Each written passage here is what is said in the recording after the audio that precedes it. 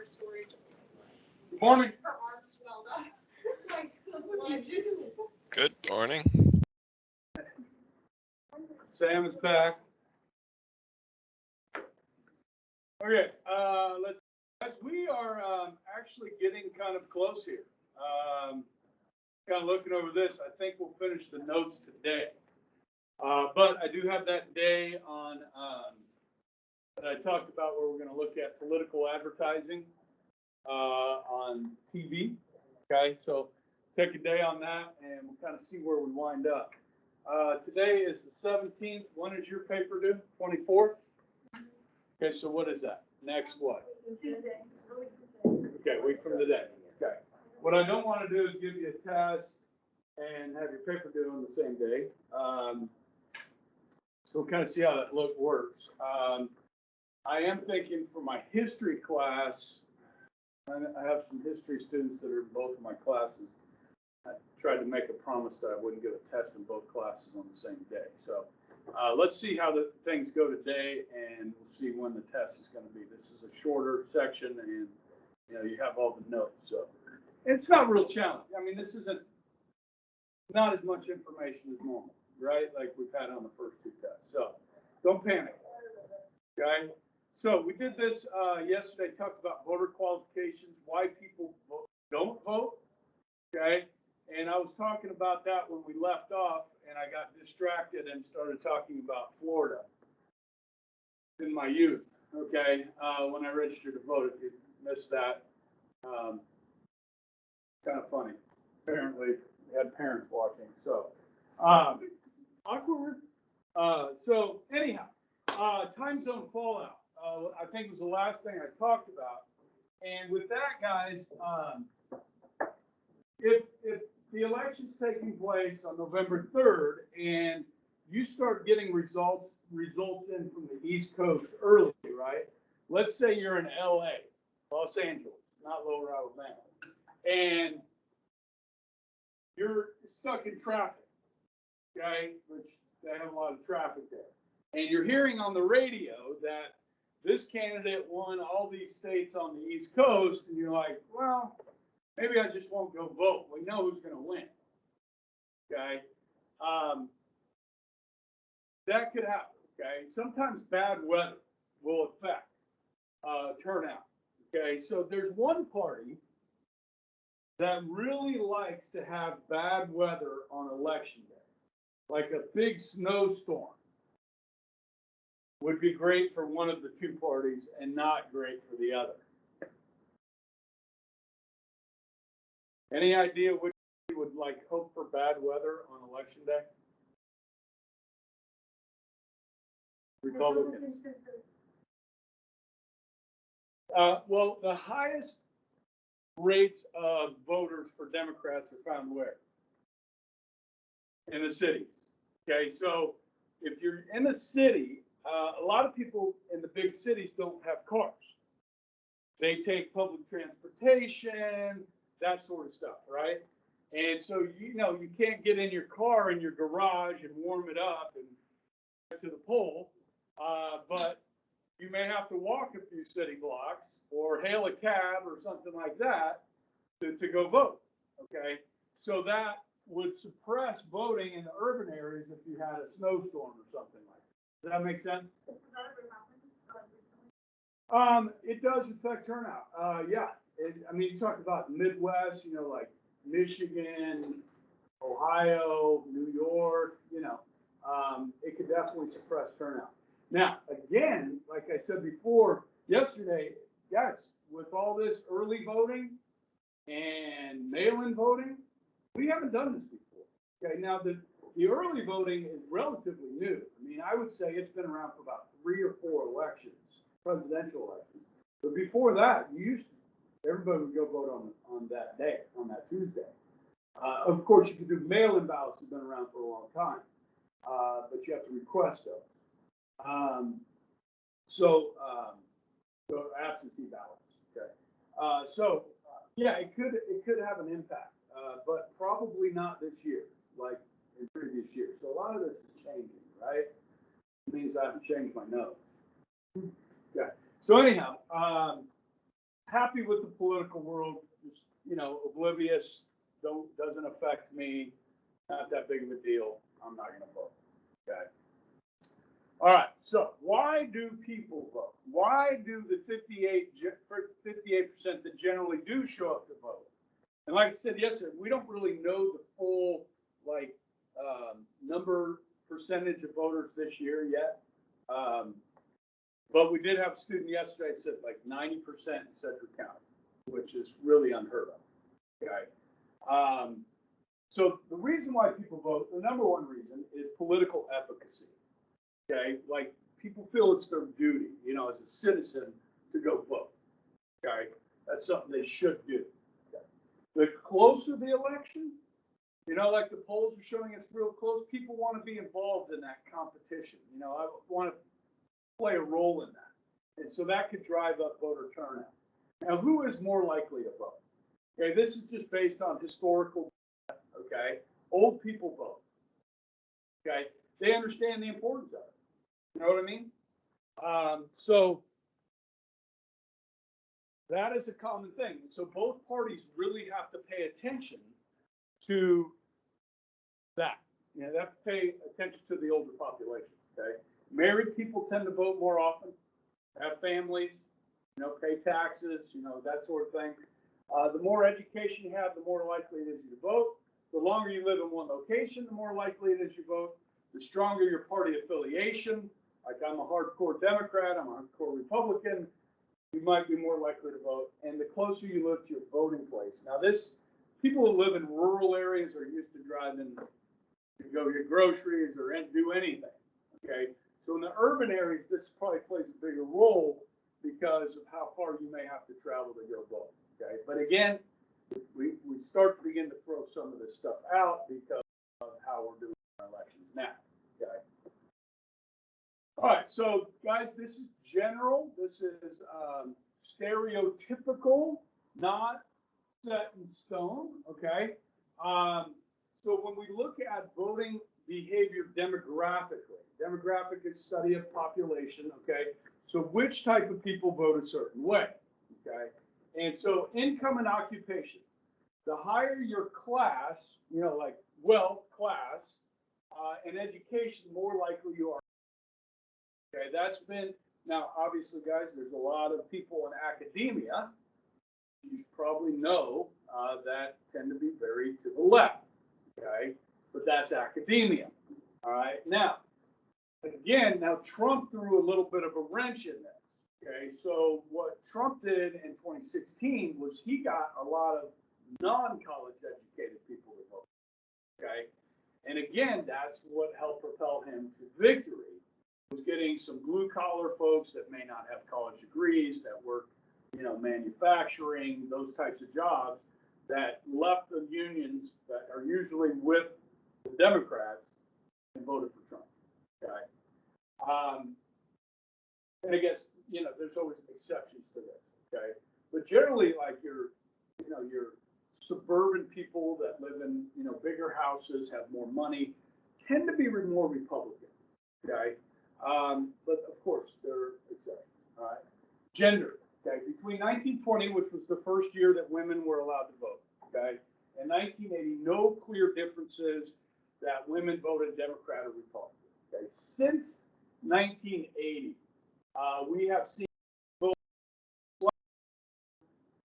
Democrat and Republican, but it does matter whether you're married or not, okay? So single women vote heavily Democrat, okay?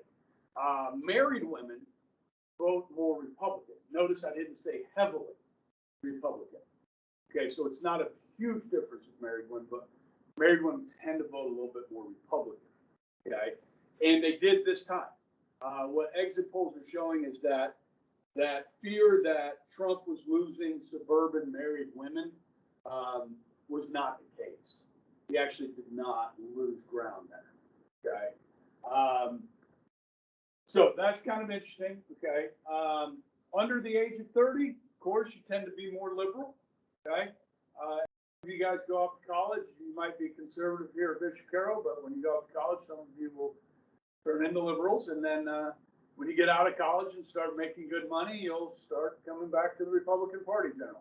Okay, a lot of that deals with financial, tax issues and that sort of thing. It just kind of depends. So you see, under 30 more Democratic age-wise, 30 to 65 in their peak earning years, people tend to be a little bit more Republican.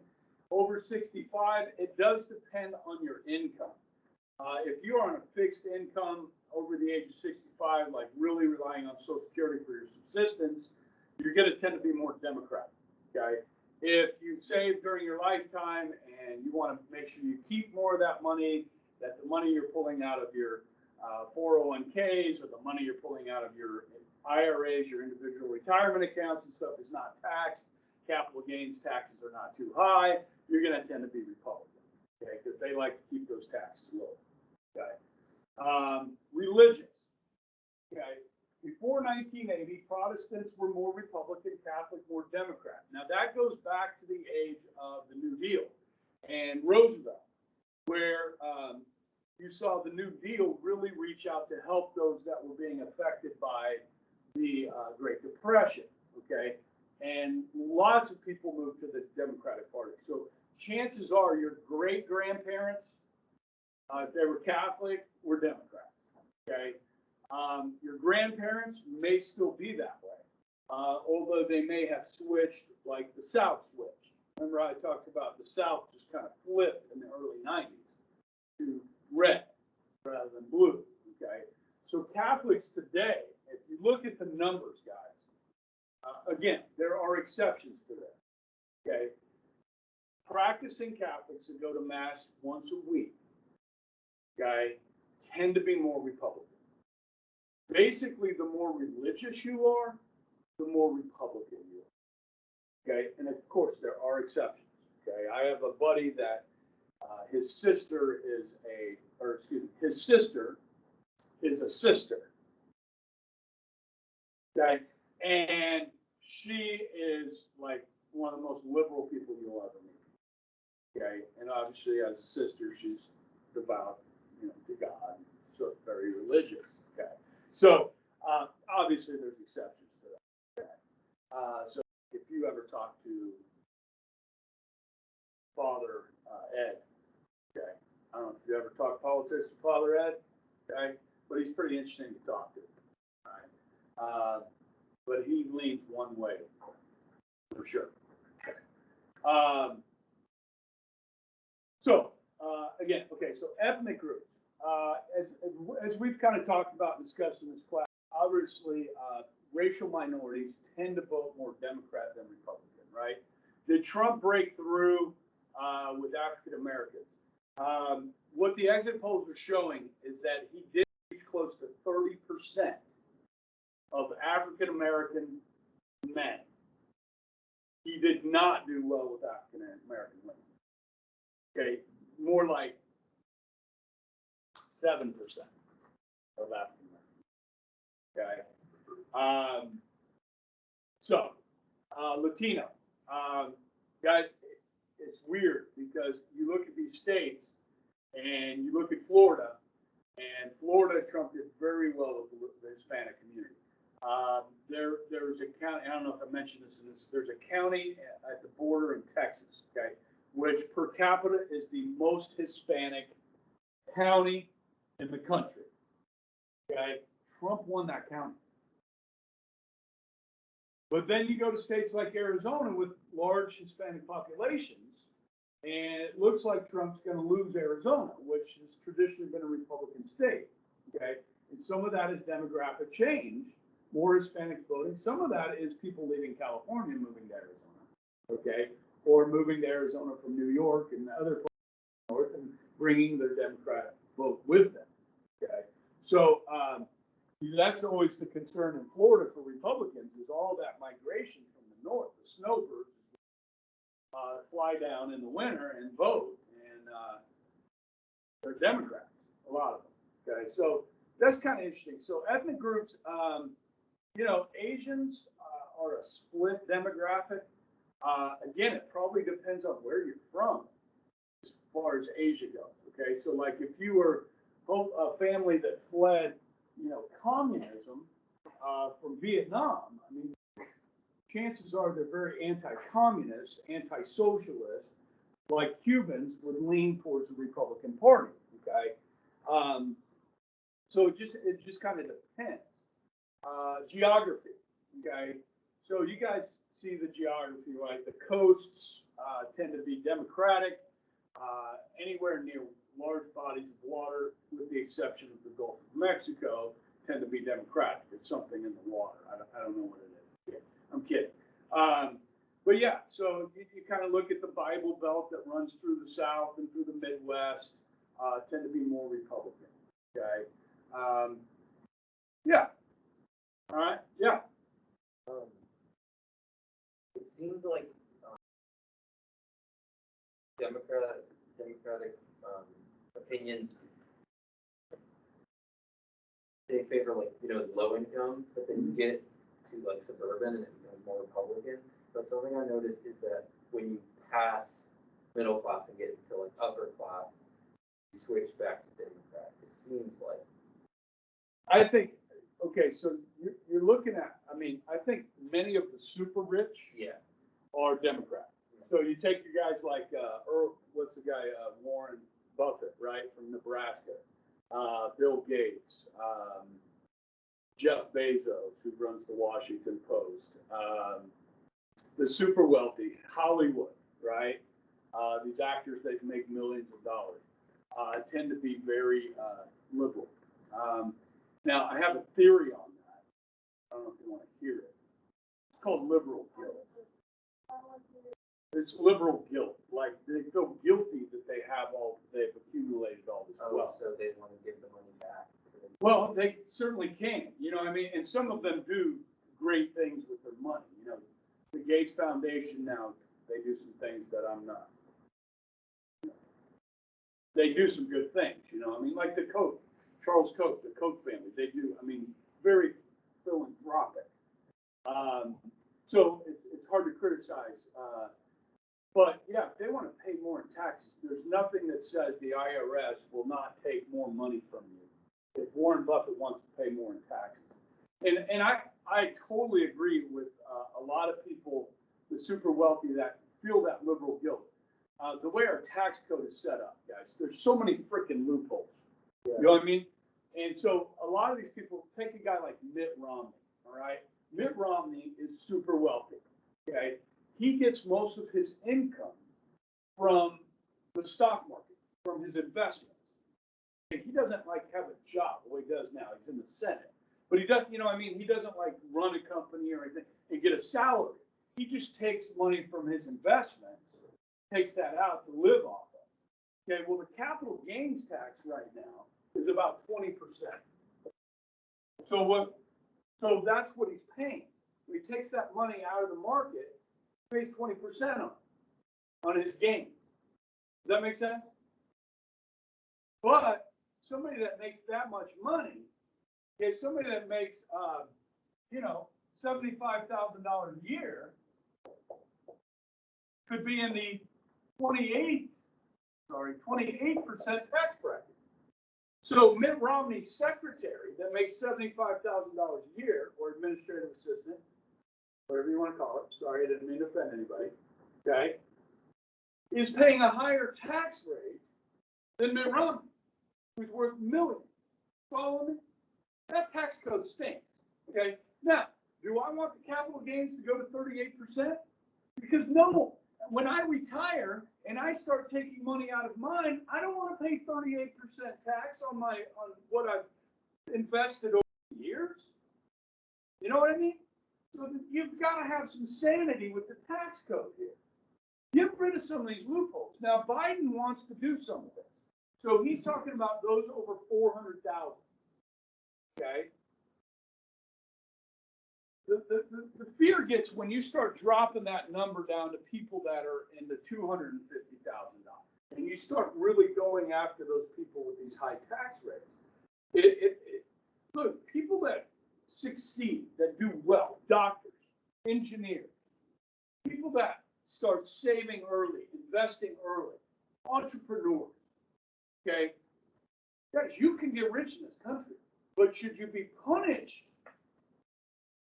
for that success, for that hard work. You don't want to make it where you de-incentivize that greed. Okay, call it greed if you want. Greed's an ugly word, right? It's a sin. But if you work hard and you make that money, what can you do with that money? You can do a lot of good with that money. You know what I mean? Look, I'm very fortunate. My wife does very well, okay? And we try and do good with that, okay? And I don't want to float my own boat on this, okay? But Christian folk tend to do that, to give to charities and help people out. You know what I mean? Because it's what we're taught. Yes? Okay, and if you look at giving in this country, and I don't mean to be political here, okay? But people that are conservative Christians give way more to charity than people that are liberal. Because liberals feel like it's the government's job. Christians and conservatives feel like it's our job as individuals. Now, guys, when you let the government, and this is where Catholics, you need to think about it, social justice. Think about, what we're taught to care for the poor, right? So if you want to abdicate that responsibility and say, well, we'll just let the government tax us more and create more government programs to help the poor, rather than you and I joining together to help the poor. See, when we abdicate that responsibility to the government, you take away the humanity of it. You take away the human element. People get a check in the mail. The only person they have to look at is the mailman. When we go help out at the Lord's Diner, or we give directly to an individual to help their family, they know that's coming from another human being. Okay? We create a sense of entitlement in this country when we set up these welfare systems with government. Okay? And then people just expect it. They feel they're owed it. Okay? And that's dangerous for society, in my opinion. It just is. Okay? But it's our fault as Christians, your church and my church, abdicating that responsibility and allowing government instead of us. That's our fault. That's on us. Okay? So like this canned food drive, right? I've got 8 cans for my house. I gave them the speech yesterday. I said, look, some of your families cannot afford this, to go out and buy a bunch of cans. But some of yours can. And when we stock that food pantry, it keeps them stocked, helping people for 6 months. What we've done in the past has kept that pantry in business for 6 months, which is amazing what Bishop Carroll students and families have done for that. Okay? So I'm like, all right, now, like you can help. Maybe you should. Okay? It's voluntary.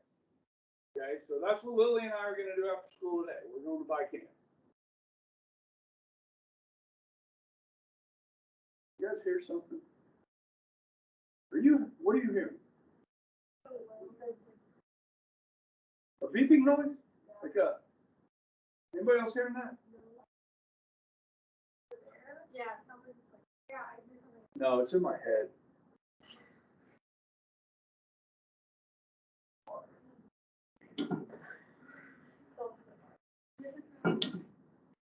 Did we all hear it at the exact same time?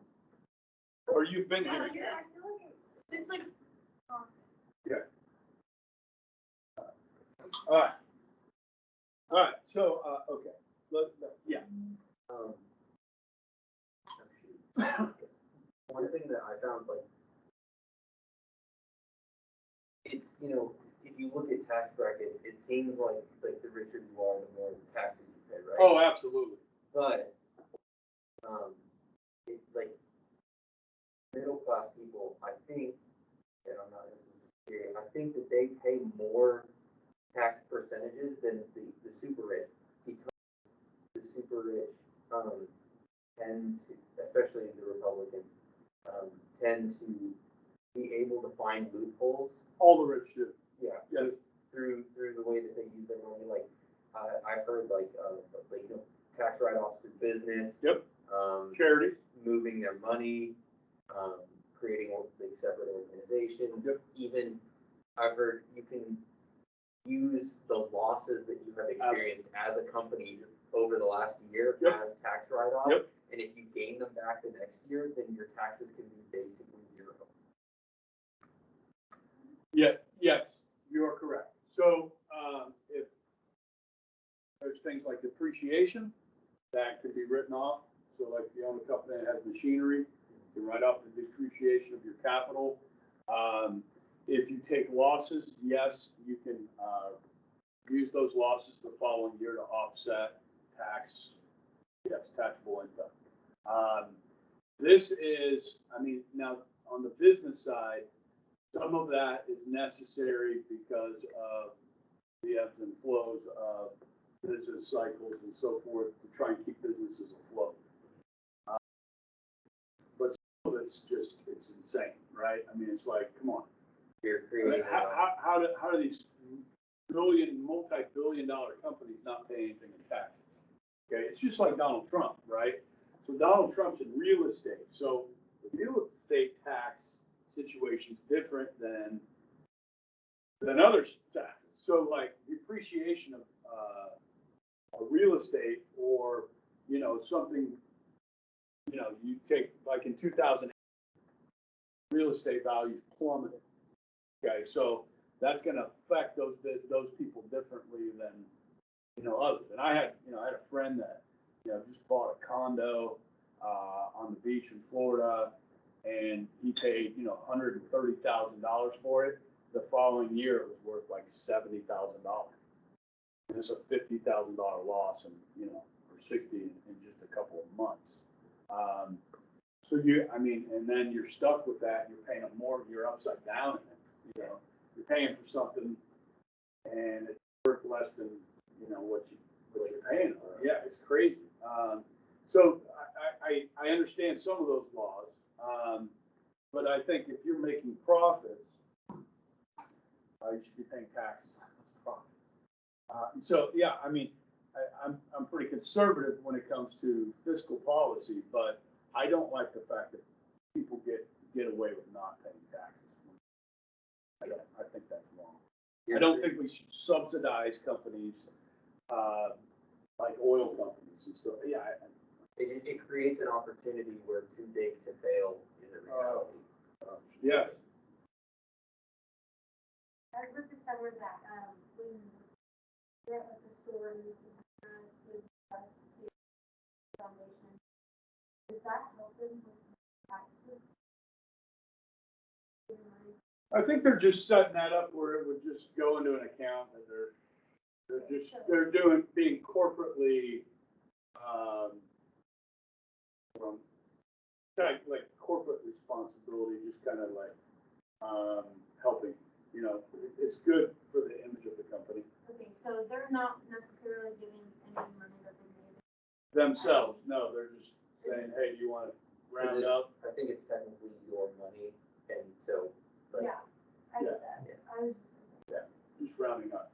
Now, see that, and some people, the church, gets the tax deduction, right? So the church doesn't pay taxes.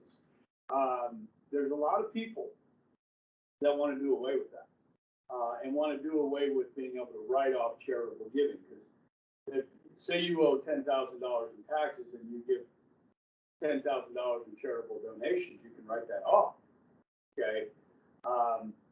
I like the charitable donation write-off. I think it holds great value. I mean, we've benefited from at this school so much. So like, I used to have a kid that played on my baseball team. His dad owned a business, and at the end of the year, he would look at his tax situation and he'd say, "I need to make some donations, bring my tax bill down, because I'm going to give the money either to the government or I'm going to give it to a charity." And here's a $5,000 check. I like that. I think that's good for the church. It's good for charities. It's good for philanthropy. The money, but giving to a charity that's helping people, then the government is less needed.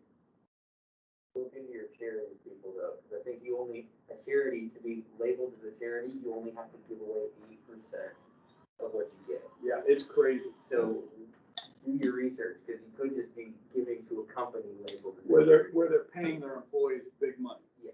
And there's an article or a story out about Joe Biden's cancer thing. I don't know if you saw that.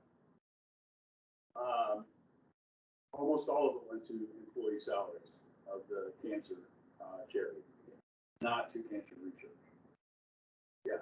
So, like, I could do my tax this next year and like, however much I owe, I can give all of that to any charity. I think if Like you, anybody can do that? yes. So you know how they're talking about making, Planned Parenthood part of Funded by tax dollars. It already is. okay, so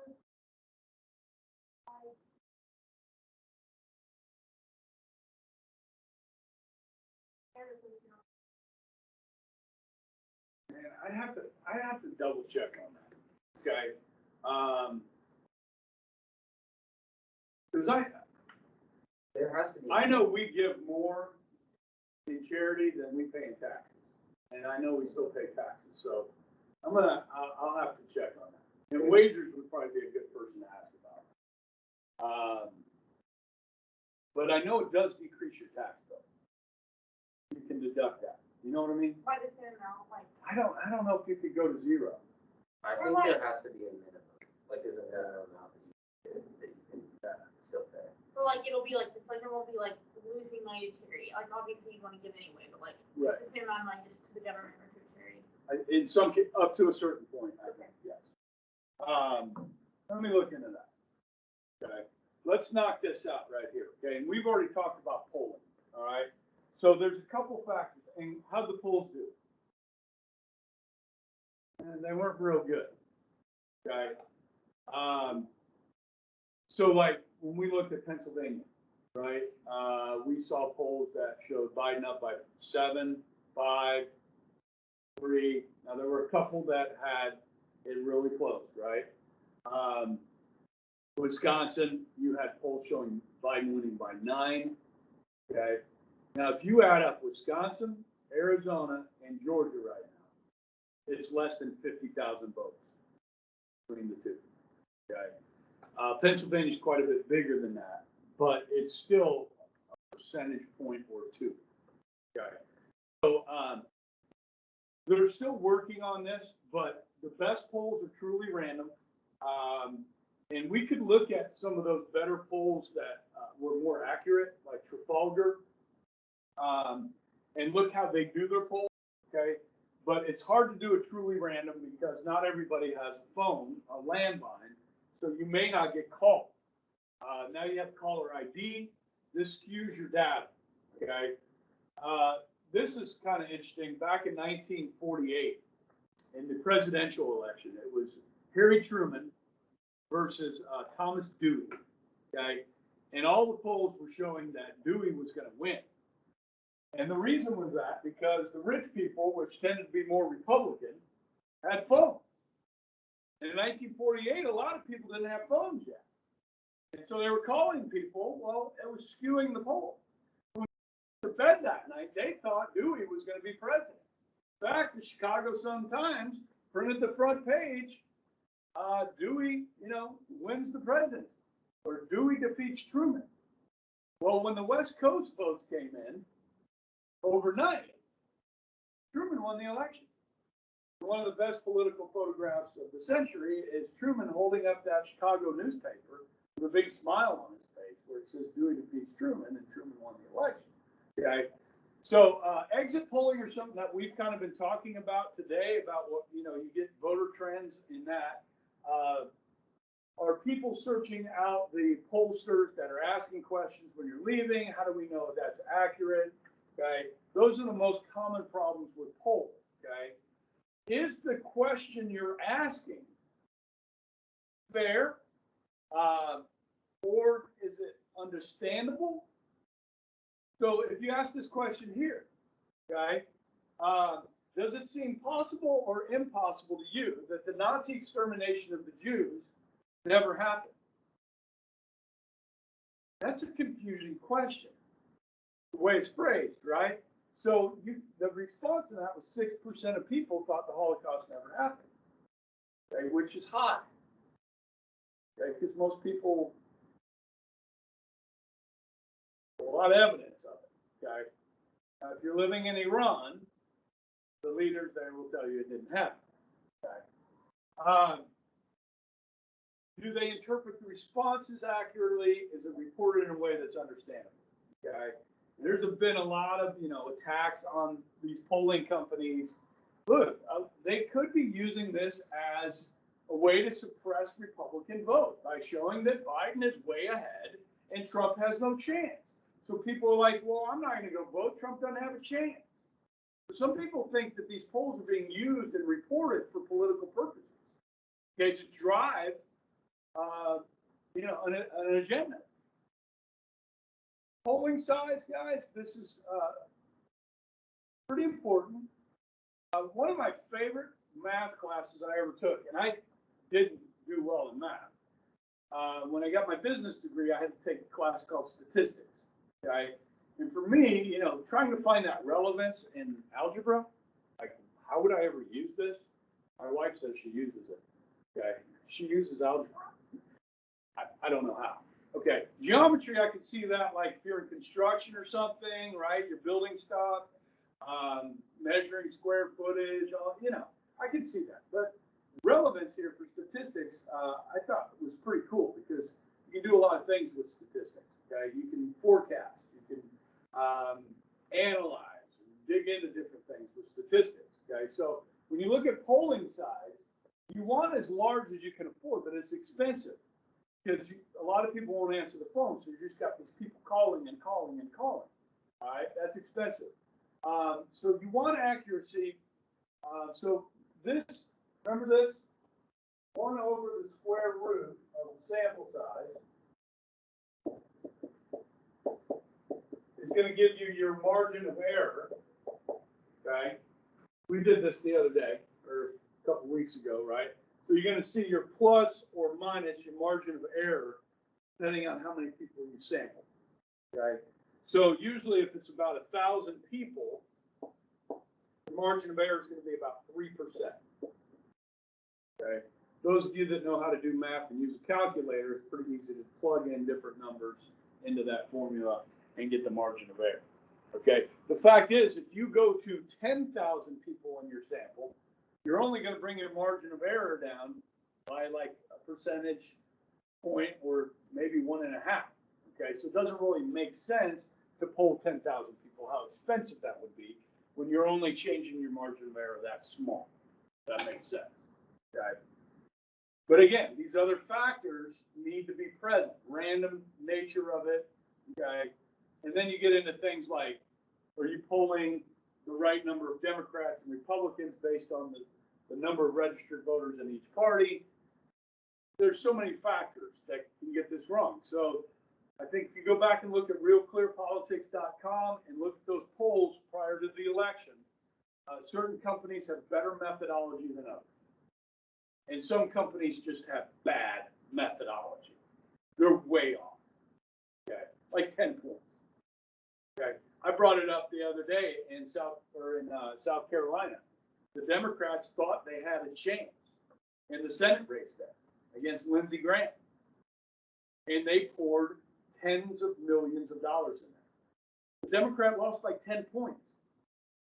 How many points did Barbara Bollier lose by? 8? 9?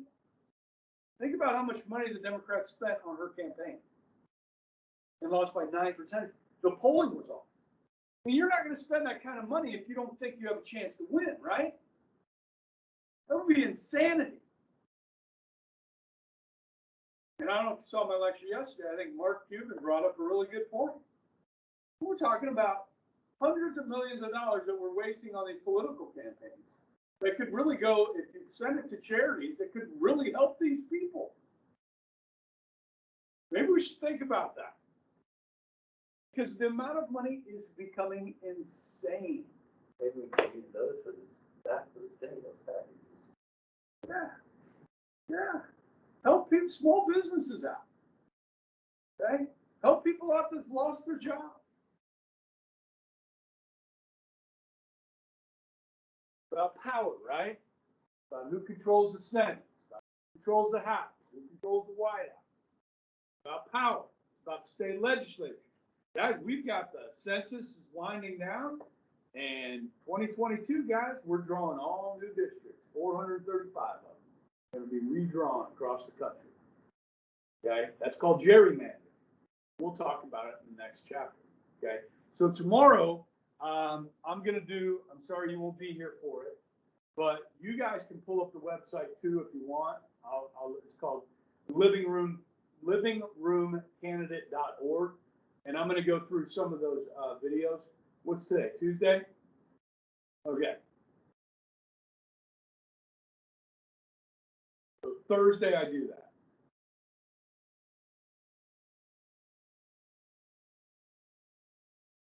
So that would make a test Monday and Tuesday.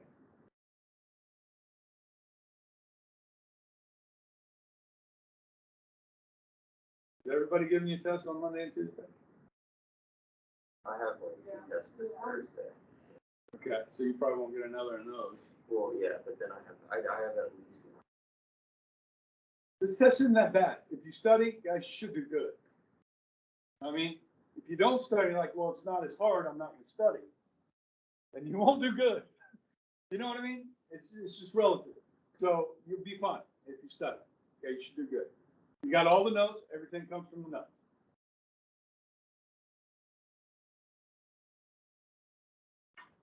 Beautiful.